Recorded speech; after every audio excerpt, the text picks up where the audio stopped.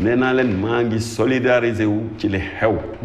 maa ngi koy naxarlu maa ngi koy mettitlu mais maa ngi leen di ñaan tamit ak ñi may déglu nañu ànd ak dal bàyyi l'enquête parce que il faut que mu leer il y a eu trop de morts et un seul mort de plus et un mort de trop dafa war a arrêter il faut que ñu xam lii ñan ñooy def ñaawteef yi ak pourquoi ñu koy def. mais est-ce que mën na ci génnee loxo waa majorité wala Benno Bokk Yaakaar de façon générale ci faat bakkan yi nga xam ne am na ci manifestation dernière bi nii.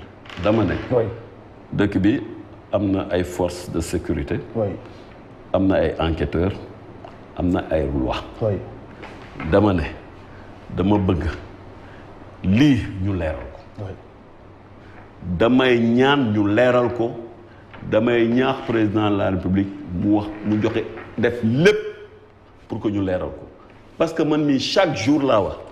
ma woote pour laajte parce que metti na ma mais li may bañ mooy ñuy profito di def ay thèse man autorité yu bëri am na lu ñu ma wax dès le premier jour. ñi ma déglu ñëpp nee nañ ma y a pas eu de tir d'homme de tir de coup de feu mais li may xaar man mooy enquête bi. yegg. d'autant plus que procureur waxuma diw ak diw moo am dëgg mais tey famille bi dafa soxla xam dëgg bi. ñun dañu soxla xam dëgg bi. d'accord ñëpp dañu soxla am xam dëgg bi. la may bañ mooy profito bi. et puis ñuy jiitu ci presse bi manipulation. jiitu ci dem ci réseaux sociaux yi di manipuler nit ñi naan lii ak lii. te teguñu ko fenn. parce que monsieur le ministre. loolu mën na jóge ci ku ne. sama question mooy est-ce que loxo majorité bi mën na génn ci faat bakkan yi am au niveau de Ziguinchor ak fii à Dakar. ci manifestation bi nga xam ne dañ ko ñàkk autorisé te ñu waroon ko mën a autorisé. mais yow pour lan nga laajte loolu. moom laa lay laaj est-ce que da nga mës a dégg ni ñun dañuy reyaate wala dañuy réunion pour rey ay nit est-ce que da nga mës a dégg APR dañuy réunion pour yàq dëkk bi wala pour rey ay nit wala di woote dee. kon ñi réunion ñoom ñoo faat bakkan bi.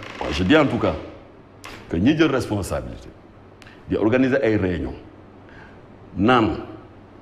suba nañ dem song kër diw ak kër dee seen responsabilité elle est engagée ñiy taxaw ci kanam télé yi ak ci rajo yi naan xale yi nañ dem ci mortal combat leur responsabilité est engagée. kon Ousmane Sonko Guy Marius Sagna ñiy toog di naan xale yi. sama falu na leen jaral seen bakkan leur responsabilité est engagée. mais ñan ngay waxal ndax Ousmane Sonko Guy Marius Sagna ngay waxal wala ñan ngay waxal exactement pour nit ñi xam. ma ne sa wax fan nga ko teg. ñëpp xam nañ. ñan ñoo fiy woote mortal combat. mais ñëpp xamuñu ko monsieur le ministre. ak ñiy woote xale yi ñu jaral seen bakkan et j'interpelle. munoo tudd seen tur. wala xamoo seen tur maa ngi ñëw. j'interpelle mon grand frère Khalifa Ababacar Sall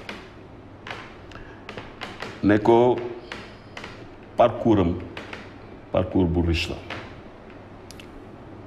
de Senghor à aujourd'hui du jàng na état xam na état maa ngi koy ñaan mu bañ a nangu di jiite benn organisation politique boo xam ne dañuy woote dee rey ak yàq di interpeller sama rakk Barthélémy Dias nga xam ne jaar nañ fu bëri maak moom partage nañ ay combat yu bëri ba ñuy dugg ci politique du pour ji violence ba ñuy dugg ci politique du pour am ay nit yuy dee leneen beneen discours la ñuy xaar di interpeller Ousmane Sonko nekk waa Ziguinchor lui ont fait confiance dernière élection locale yi mu promettre leen brok maanaam liggéey tey bugguñu ay bakkan di rot Ziguinchor. D'accord. La responsabilité de chacun est engagée ku nekk nag mën nga am sa opinion ku nekk nag am nga sañ-sañ am foo féete ku nekk am na sañ-sañ am noo gisee réew mi nu mën a doxee mais kenn amul droit woote dee ak rey kenn amul droit boobu. mais manifestation yooyu est-ce que dañoo woote di wax nag jeunes yi di wax jeunes yi. monsieur le ministre c'est important est-ce que manifestation ñoom dañoo woote dee ak rey. waaye yooyu yi nga xam ne yaa ngi leen lancer message. un leader d'opinion. oui. nga naan je vous engage à un mortal combat mooy lan est-ce que kilifa war na waxee noonu est-ce que kilifa war na waxee noonu di wax ay ndaw je vous engage à un mortal combat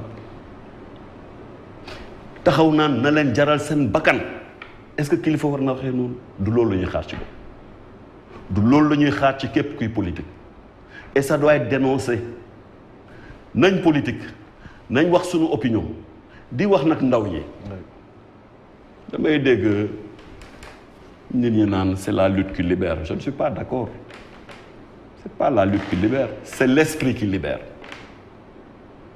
c'est l'esprit qui libère maanaam sa xel mooy tax moo la wutaleeg mala xel moo lay wutaleeg mala xel moo lay permettre ngay def discernement maanaam di ràññee xel mooy tax nga mën a def loo xam ne suba lu dëkk bi du dugg ci ñaawteef moo tax ma ne may wax ndaw yi surtout parce que ñoom la ñuy gën a utiliser bu leen nangu ku leen manipuler man de nekkoon naa ndaw nekk ba may politique ndaw laa mais musuma nangu ku ma manipuler. d'accord. bu ñu nangu ku dox seen main comme ni ñu koy waxee bu ñu nangu ku lekk seen xel lu ñuy ndaw yi lu ñu war a exiger ci politiciens yi mooy programme ndaw yi lu ñu war a exiger ci politiciens yi mooy ñu wax leen fu ñu jëmalee dëkk bi ndaw yi lu ñu xaar ci politiciens yi mooy ñu jël en charge seen préoccupation mais pas ñu naan leen nañ dem mortal combat ak kaay leen na leen jaral seen bakkan. D'accord.